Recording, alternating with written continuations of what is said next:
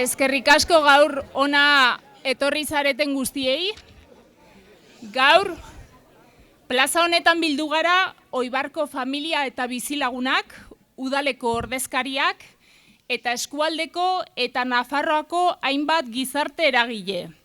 Hizkuntza eskubideen behatokia zein sortzen guraso elkartearen babesarekin, hezkuntza sailak herri honetan haurreskola bat sortzeko eskararen aurrean, duen jarrera salatzeko. Proiektu hau ongi pentsatu eta hausnartutako zerbait izan da. Apustu serioa eta errealista. Oibarren jaiotza tasak izan duen gorakadari biztanleria finkatzeko landa ingurunea sortzeko eta eraldatzeko beharrari, lana, familia eta bizitza uztartzeko konpromisoari eta laguntzari erantzuten diena. Eta gainera, euskaraz ikasteko eskubidea sustatzen eta normalizatzen duena. Zoritzarrez baina, Hezkuntza Departamentuak baldintzatu eginen du apustu hori. Traba jartzen ari baita, Oibarko familiek zerbitzu hori eskuratu ahal izatea bermatzeko. 2024ko otsailean, Oibarko udalak Hezkuntza Departamentura 2024-2025 ikasturterako haurreskola bat irekitzeko interesa agertzen zuen adierazpena bidali zuen, txosten txiki batekin batera. Hezkuntza Departamentuko teknikariek eskatutako txosten balorazio eta bilera guztiak egin ondoren, maiatzean baliabidea irekitzeko behar zen dokumentazio guztia aurkeztu zen, eta horre matrikula aldi bat antolatu zen, baliabide horren babesa berresteko. 10 familiak eskatu zuten bat 3 urteko seme-alabak Oibarko haurreskolan matrikulatzea. Ekainean matrikulazio epea hasi baino egun bat lehenago, Hezkuntza Saila telefonoz jarri zen harremanetan udalarekin. Euskarazko plazen eskaintza dela eta haurreskolaren irekiera baimenik ez zutela emango adieraziz. Izan ere, saileko arduradunaren arabera, euskarazko hezkuntza etapa hasiaz, herrian euskaraz jarraitzeko aukerarik ez dagoenez, ikastetxearen egoera baldintzatu dezake. Udalaren eskaerari ezetza ematen dion txosten teknikoa behin eta berriz eskatu den arren, une honetan hezkuntza zuzendari nagusiak matrikulak ezin direla Hezkuntza Departamentuaren irekiera baimenik gabe aurrera eraman soilik adierazi du. Egun, Gabriel Valentin ikastetxe publikoan A. Euskara irakasgai gisa eta G. Dena gaztelaniaz ereduak eskaintzen dira. Eta ez dago D eredurik lerrorik. Horrek ez luke oztopo izan behar haurreskola euskaraz irekitzeko. Izan ere, gogorarazi nahi dugu Oibarko neska mutilek eskubidea izan beharko luketela herrian dauden baliabideak erabiltzeko eta euskaraz ikasi ahal izateko. Nafarroako bi hizkuntzak erabiltzeko gai izanez. Aipatu behar dugu 2017an Nafarroako Parlamentuak onartu zuela Oibar eremu mistoan sartzea, baina hala ere euskarazko irakaskuntzari buruz Nafarroako araudiak ezartzen duenaren kontra ari dela Hezkuntza Departamentua. Honela dio 18/1986 Euskararen legeak eremu mistoko kapituluan 25. artikuluan. Euskara irakaskuntzan sartuko da pizkanaka, progresiboki eta behar adina ikastetxeetan euskarazko irakaskuntza duten lerroak sortuz, hala eskatzen dutenentzako. Hezkuntza maila ez unibertsitarioen euskara irakasketak emanen zaizkie, hala nahi duten ikaslei, oinarrizko eskolatzearen bukaeran euskararen jakintza nahikoa izan dezaten. Era berean, gogora dezagun, Oibarko neska mutilek gure herrian hezkuntza jasotzea oztopatzeak eragina duela landa eskolaren sustapenean eta herriaren etorkizunean. Berdintasunaren, bizikidetzaren eta lurralde kohesioaren aurka doazela. Mendigorria, Larraga, Lerin eta orain Oibar. Azken urteotan, Hezkuntza Departamentuak Nafarroako eskualde batzuetan euskararen irakaskuntza berariaz sustatu beharrean, aitzakia desberdinak jartzen ari da euskararen irakaskuntza geldiarazteko edo baldintzatzeko. Beraz, landa eskolen biziraupena defendatzen dugu, kalitatezko eta hurbileko zentro eta zerbitzu gisa. Baina era berean, kalitatezko hezkuntza sistema publikoaren alde egiten dugu, berdintasun printzipioetan eta Nafarroako berezko hizkuntza den euskaraz ikasi nahi duten familien hizkuntza eskubideen errespetuan oinarrituta. Izan ere, hau ez da kapritxozko eskaera bat. Herritar guztion hezkuntza publikoaren oinarriez ari gara, non bizi garen kontutan hartu gabe. Hezkuntza Departamentuari eskatzen diogu 2024-2025 ikasturterako aurreskola martxan jarriko dela bermatzeko behar diren neurriak eta erabakiak har ditzala lehenbailen.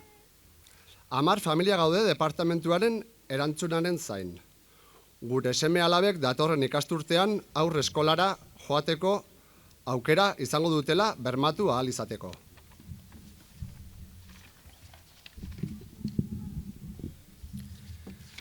Hoy nos reunimos en esta plaza familias, vecinas y vecinos de Aibar, representantes del Ayuntamiento y diferentes colectivos sociales de la comarca y de Nafarroa, con el respaldo de Hizkuntz Eskubideen Behatokia y la asociación Sortzen para denunciar la actitud del Departamento de Educación respecto a la demanda de creación de una escuela infantil en el pueblo.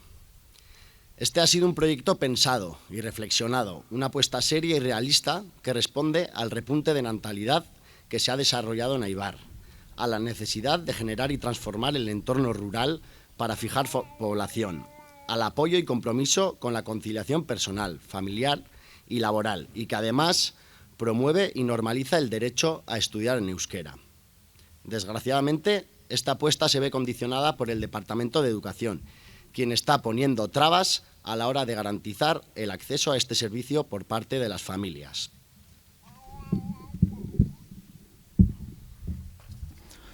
En febrero de 2024, el Ayuntamiento de Oibar envió al Departamento de Educación la manifestación de interés de apertura de una escuela infantil en la localidad para el curso 2024-2025, junto con un pequeño informe. Una vez realizados todos los informes, valoraciones y reuniones requeridas por los técnicos del Departamento de Educación, en mayo se presentó toda la documentación necesaria para abrir el recurso y se articuló un periodo de prematrícula que corroboró el respaldo a este recurso. 10 familias solicitaron matricular a sus hijas e hijos de 1 a 3 años en la escuela infantil de Aibar-Oibar. En junio, un día antes de la apertura del periodo de matriculación, desde el Departamento de Educación se pusieron en contacto telefónicamente con el Ayuntamiento para trasladar la negativa a autorizar la apertura de la escuela infantil por ofertar plazas en euskera, ya que, según la persona responsable del departamento, los niños y niñas que iniciaran su etapa educativa en euskera no podrían continuar las siguientes etapas educativas en el mismo modelo lingüístico en el propio pueblo. Aunque reiteradamente se ha solicitado un informe de respuesta a la solicitud del Ayuntamiento, a día de hoy el director general de Educación solo se ha limitado a decir que no se pueden efectuar las matrículas sin el consentimiento de apertura del Departamento de Educación. En la actualidad, en el Colegio Público Gabriel Valentín se ofertan los modelos A, con euskera como asignatura, y G, todo en castellano, y no hay línea de modelo D. Esto no debería ser ningún obstáculo para que la escuela infantil se abra en euskera. De hecho, queremos recordar que las niñas y niños de Aibar-Oibar deberían tener derecho a utilizar los recursos existentes en el pueblo y a poder estudiar en euskera, garantizando así que las aibaresas y aibareses del futuro sean capaces de utilizar los 2 idiomas de Navarra. Hay que recordar que en junio del 2017 el Parlamento de Navarra aprobó la inclusión de Éibar en la zona mixta establecida por la ley, pero que, sin embargo, el Departamento de Educación está poniendo obstáculos a la enseñanza en euskera en contra de lo que establece la Ley 18/1986 de euskera, en la que se establece lo siguiente. Capítulo 3. De la enseñanza en la zona mixta. Artículo 25. La incorporación del euskera a la enseñanza se llevará a cabo de forma gradual, progresiva y suficiente, mediante la creación en los centros de líneas donde se imparta enseñanza en euskera para los que lo soliciten. En los niveles educativos no universitarios se impartirán enseñanzas de euskera a los alumnos que lo deseen, de tal modo que al final de su escolarización puedan obtener un nivel suficiente de conocimiento de dicha lengua. Recordemos a su vez que obstaculizar que las niñas y niños de Éibar o Oibar reciban educación en su localidad interfiere en el impulso de la escuela rural y en el futuro de su pueblo, y a la vez va en contra de la igualdad, de la convivencia y de la cohesión territorial. Mendigorría, Larraga, Lerín y ahora Oibar. En los últimos años, el Departamento de Educación, en lugar de promover de forma específica la enseñanza del euskera en algunas zonas de Navarra, está poniendo diferentes excusas para frenar o condicionar su aprendizaje. Por lo tanto, defendemos la supervivencia de las escuelas rurales como centros y servicios de calidad y proximidad, pero también abogamos por un sistema educativo público y de calidad, basado en principios de igualdad y de respeto por los derechos lingüísticos de las familias que quieran estudiar en euskera, lengua propia de Navarra, porque esto no es una demanda caprichosa, hablamos de los cimientos de una educación pública para todas las personas, independientemente de dónde vivan. Solicitamos al Departamento de Educación que adopte de forma inmediata las medidas y decisiones necesarias para garantizar la puesta en marcha de la escuela infantil para el próximo curso 2024-2025. Hay 10 familias esperando a que el Departamento se pronuncie y garantice que nuestros hijos e hijas van a poder acudir a la escuela infantil el próximo curso.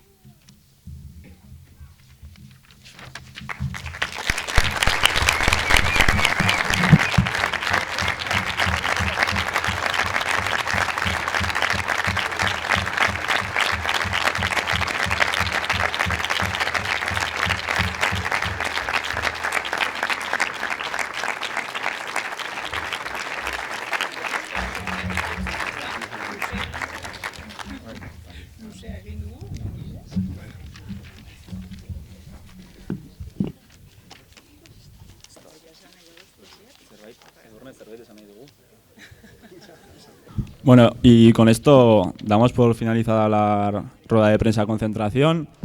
Queríamos agradecer a todas las personas que han venido a apoyar todo esto y nos vemos más adelante. Mi esker.